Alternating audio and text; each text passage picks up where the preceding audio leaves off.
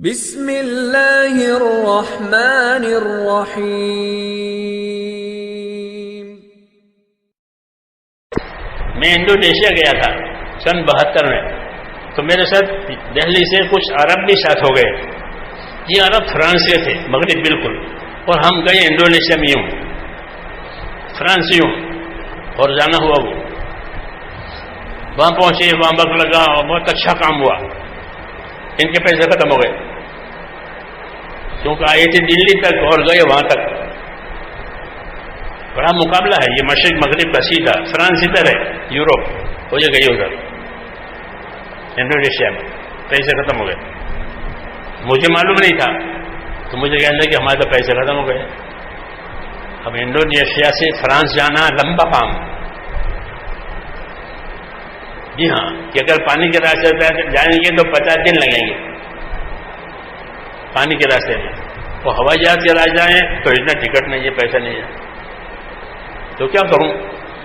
یہ 3 آدمی تھے، ان کا کوئی راستہ نہیں سوائے صلاۃ الحاجت پڑھنے کے۔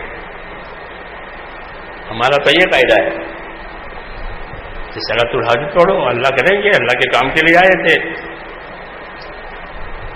کیوں؟ میرے پاس اتنے پیسے نہیں تھے کہ میں ان کو بھیجوں 3 آدمیوں کا کرایہ، اور عام طور پر کرایہ واپسی کا ٹکٹ تو ہر ایک بار ہوتا ہی ہے جماعت میں، لیکن یہ بیچارے آئے تھے دلی سے واپسی کا تو تھا، وہاں سے واپس ہونا،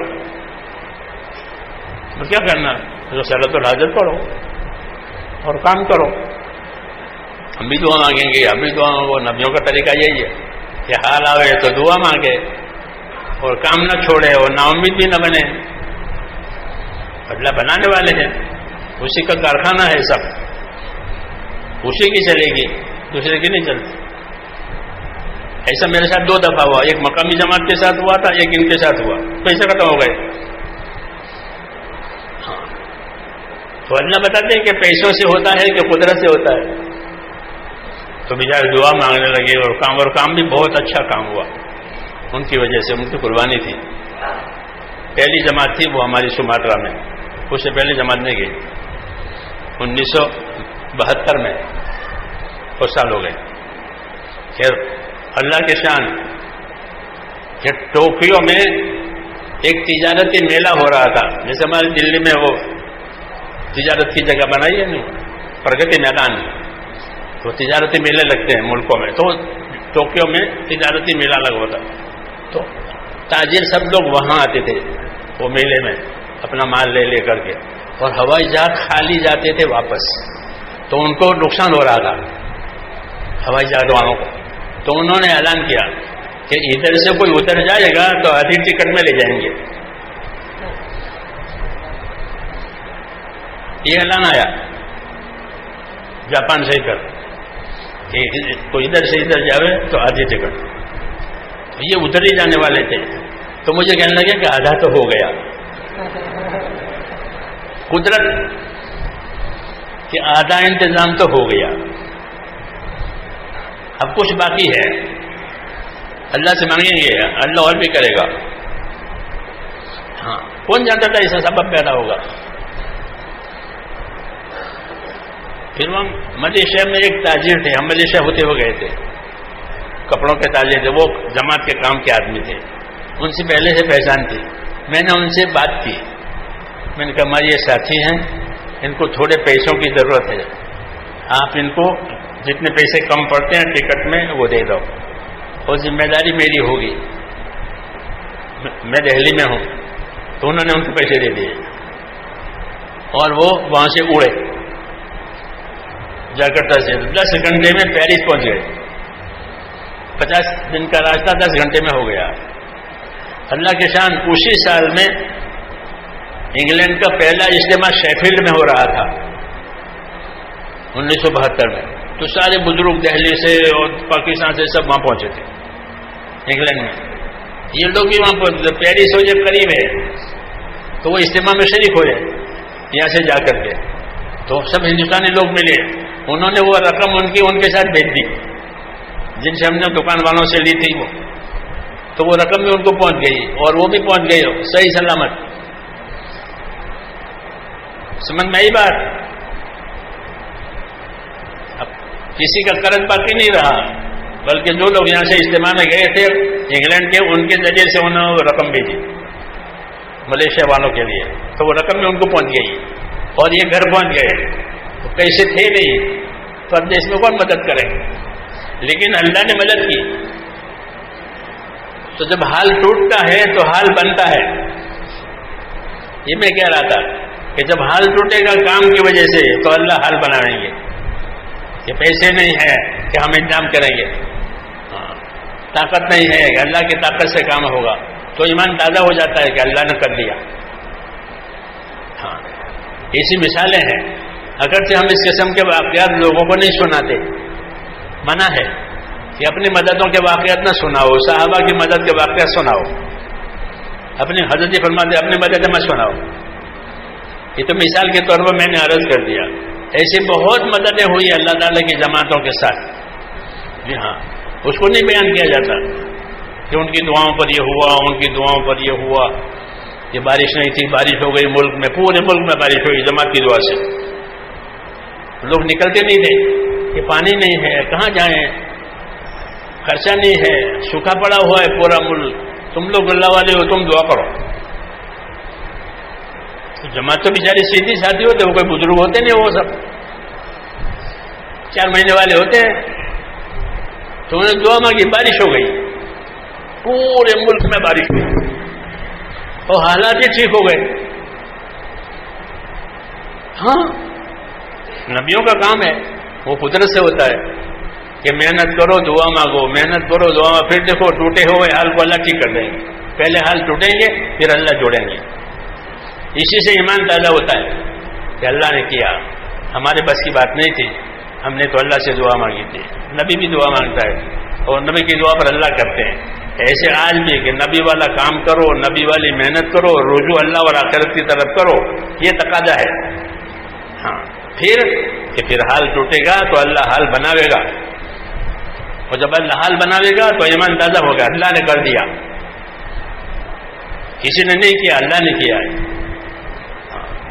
جب سارے اسباب ٹوٹ جاتے ہیں تب اللہ کی مدد آتی ہے. ہاں نبیوں کے ساتھ یہی ہوا، سارے اسباب ٹوٹ گئے تو جب اللہ نے پیدا کر دیے. تو میرے بھائیوں یہ کام ہے. یہ مولانا الیاس صاحب فرماتے تھے میں اس کو کار نبوت سمجھتا ہوں. یہ محنت یہ کار نبوت ہے، نبیوں کا کام ہے. تو نبیوں کے کام پر انقلاب آتے تھے. جی ہاں حالات بدل جاتے تھے. جیسے ابراہیم علیہ السلام پر کعبہ بنایا اور مکہ معظم آباد ہوا، زمزم کا پانی نکلا، اور اس سے بہتر جگہ نہیں ہے دنیا میں، اس سے بہتر جگہ نہیں ہے مکہ مدینہ. جی ہاں، اور جو پانی نکلا تھا وہ آج تک بند نہیں ہوا.